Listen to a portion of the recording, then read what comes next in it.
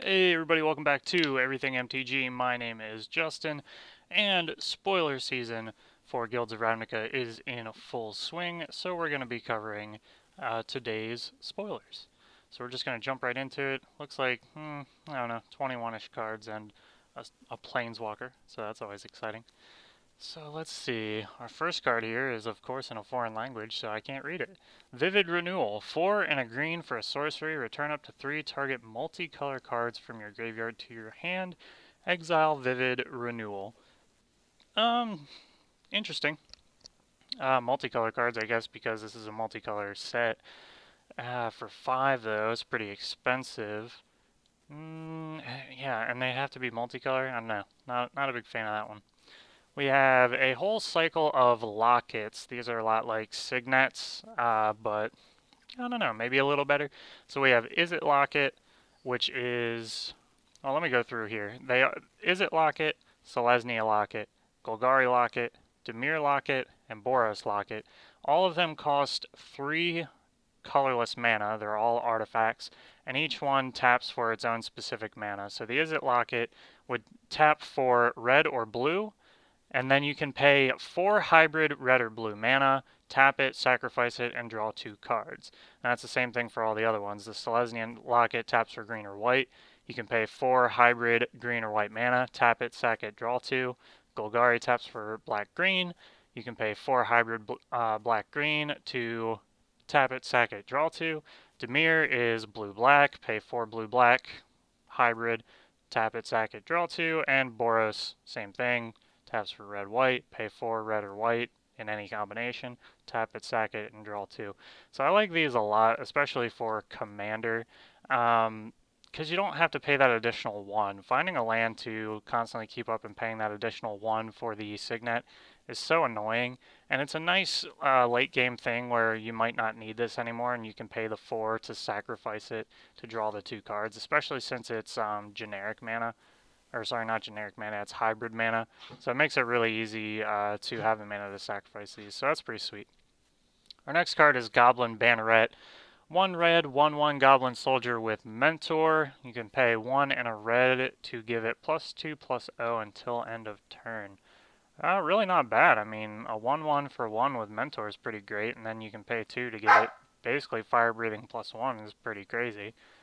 We have Guildmage's Forum, which is a land, taps to add waste to your mana pool. You can also pay 1 and tap it to add 1 mana of any color. If that mana is spent on a multicolored creature spell, that creature enters the battlefield with an additional 1/1 counter on it. I think this land is pretty amazing. It basically just filters any one land. So if you're playing a 5-color deck, this would be the absolute best land for you because you're missing 1 color of land. You can pay the 1, turn it into this land, any color, and then if you use it to cast it on a multicolored creature spell, which I'm sure you're going to because you're a 5-color deck, you get a 1/1 counter on your creature.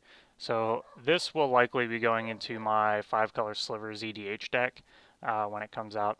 Pretty excited for that one. We have Molder Hulk, which is 7, a black, and a green for a 6/6 fungus zombie with Undergrowth. This spell costs 1 colorless less to cast for each creature card in your graveyard for the Undergrowth ability.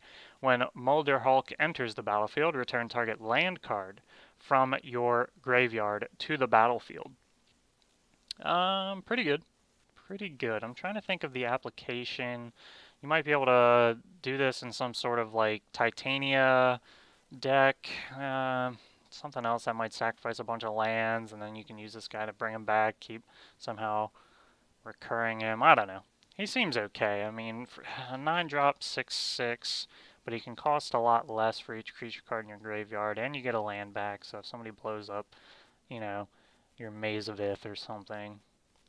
Yeah, I don't know. Not sure how I feel about it. It seems okay. Our next card is Govern the Storm. 4 and a red for an instant. Govern the Storm deals 5 damage to target creature. That's basically pretty basic. That sounds stupid, but it's pretty basic. 5 damage for 5 mana. We also have Maximize Altitude, which is 1 blue for a sorcery. Target creature gets 1/1 and gains flying until end of turn. This spell also has Jumpstart. We have Inescapable Flame, 4 and 2 red for an instant. This spell can't be countered. Inescapable Flame deals 6 damage to any target. So the difference here was the other one creatures only. Let's see. Yeah, Govern the Storm is 4 and a red, you deal 5 damage to target creature, or you can do 4 and double red for an instant that can't be countered, and 6 damage to any target. So I don't see why you would ever play Govern the Storm when you could play Inescapable Flame, other than not being so heavy into red. So yeah, Inescapable Flame's okay. I mean, 6 damage for 6 mana seems bad. I mean, it can't be countered, so that's cool. We have Arc Light Phoenix. Of course, we have a Phoenix. There's one in every set. 3 in a red for a Phoenix with Flying and Haste. It's a 3/2. At the beginning of combat on your turn, if you cast 3 or more instant and or sorceries this turn, you may return Arc Light Phoenix to the battlefield. This is going to require a very specific deck, especially commander-wise, to see that secondary effect take place. I mean, even in like my Brawl deck, which is all instants and sorceries, I don't play 3 in one turn, especially not on my turn. So yeah, I mean, this seems so hard. Maybe if you're playing Mizzix of the Is Magnus or something, and you can make all your spells cost a lot less, and you get a bunch of draw spells going, or if you're playing the Locust God or something like that, this can get pretty stupid. But it seems so hard to be getting that effect going off. I mean, otherwise it's an okay creature. 3 in a red for Flying Hasting 3/2 isn't bad, and I would definitely play that possibly as a bomb in Limited, although it's a pretty weak bomb, 3/2. Flying Haste is nice though. Moving on, we have Midnight Reaper, which is 2 on a black for a 3/2 zombie knight with some pretty cool looking art. Looks like straight out of Dark Souls.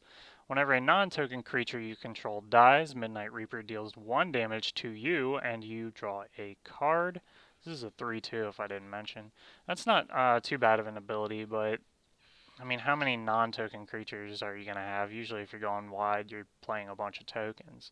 So he has his applications. We have Pass Wall Adept, 1 and a blue for a 1/3 human wizard. You can pay 2 and 1 blue to give target creature unblockable. Or if you want verbatim, target creature can't be blocked this turn. So that's not bad. I mean, 1/3 for 2, you can pay 2 and a blue, give something unblockable. I'd play that in Limited probably. We have Vraska Golgari Queen, our Planeswalker for Vraska. 2, a black and a green for a 4 loyalty legendary Planeswalker Vraska. You can +2. You may sacrifice another permanent. If you do, you gain 1 life and draw a card. You can -3, destroy target non-land permanent with CMC 3 or less. And you can -9, get an emblem with whenever a creature you control deals combat damage to a player, surprise, surprise, that player loses the game. That's always been Vraska's sort of, hinging effect there. Her ultimate, making 1/1 assassins that if they get damage in, you lose the game. Same thing in this scenario, except she doesn't make assassin. She gives you an emblem that says any creature you control deals combat damage, they lose the game. So I'm not too thrilled about her ult. Her -3, it would be so good if it just said destroy target non-land permanent, but it says with CMC 3 or less, so I would say that's not very great. And her +2, you may sacrifice another permanent. If you do, you gain 1 life and draw a card. That can be good if you're playing tokens, But this seems, for 4, it's not bad, but this seems like a very weak Planeswalker, if you ask me.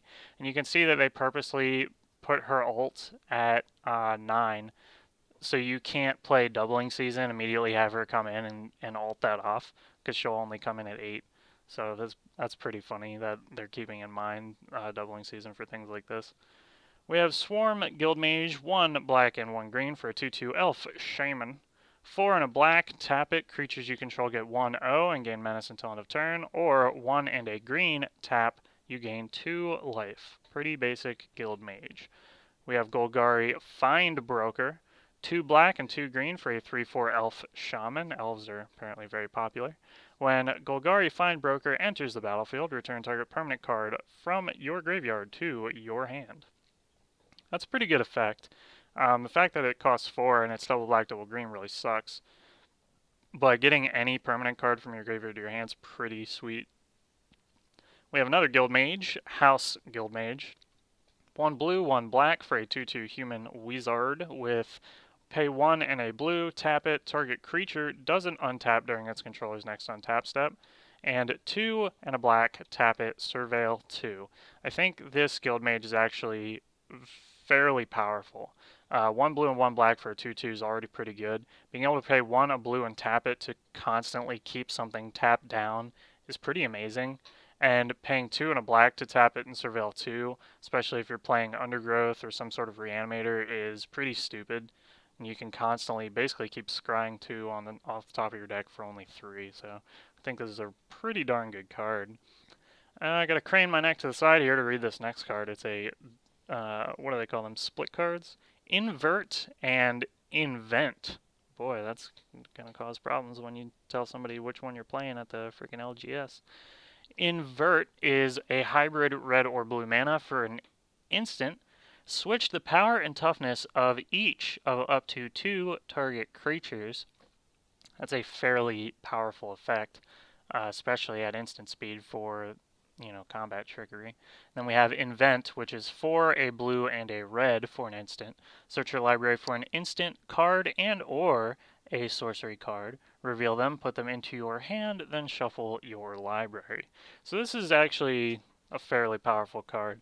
The invert side of this is pretty ridiculous. Combat trickery for 1 blue or 1 red, changing their toughness and their power on 2 different creatures. So you can do this to your own creature and their creature and get some pretty neat shenanigans going on. The invent side is not so great. It's for a red and a blue, so 6 for a tutor effect. I mean, it does tutor up 2 cards, but they can only be instants and sorceries, so I don't think that's great. But yet again, I'll bring this up. If you're playing like Mizzix of the Magnus and you can make it cost less, then that could be pretty darn good. Like if you could get it down to costing just a red and a blue or a red, blue, and 1, that could be a pretty powerful effect. Our next card is Lava Coil, which is 1 colorless and 1 red for a sorcery. Lava Coil deals 4 damage to target creature. If that creature would die this turn, exile it instead. This is a fairly powerful card. The problem here is that it is sorcery speed. It's great that it deals 4 damage for 2 mana, and it exiles the card instead of just killing it off outright so your opponent cannot get it back. But playing things at sorcery speed is just such a no-no. I mean, it's good though. I'd run it in limited for sure. So it has applications. Our next card is Never Happened. 2 and 1 black for a sorcery. Target opponent reveals their hand. You choose a non-land card from that player's graveyard or hand and exile it.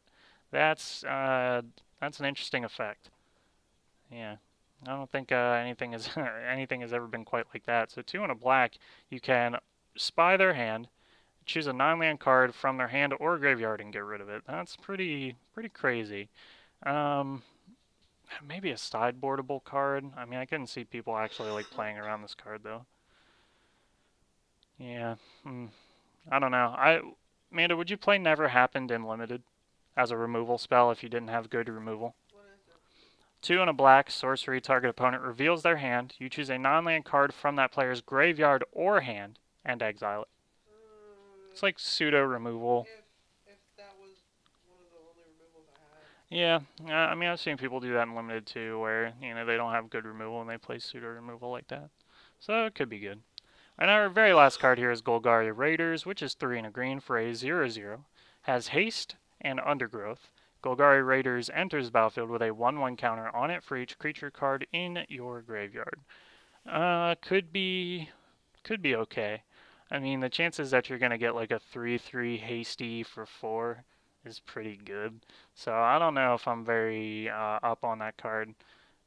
But I mean, if you're playing a heavy creature deck or you're, Reanimator or you're ditching stuff in your graveyard or whatever, that could be pretty crazy pretty quickly. Anyways, guys, as always, appreciate you keeping up with the spoilers with me. We're currently at, let's see, 105 cards out of 259. Very exciting. We'll keep going as they keep spoiling them, day by day.